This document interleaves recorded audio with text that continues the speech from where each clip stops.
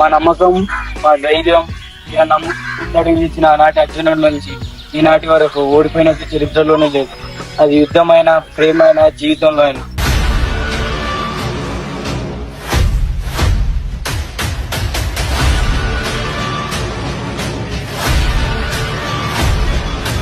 ఇటువంటి వాళ్ళు చాలా మంది మన జీవితంలోకి యాడ్స్ లాగా వస్తూ ఉంటారు. మనం వాళ్ళని స్కిప్ చేసుకుంటూ ముందుకు సాగిపోవాలి.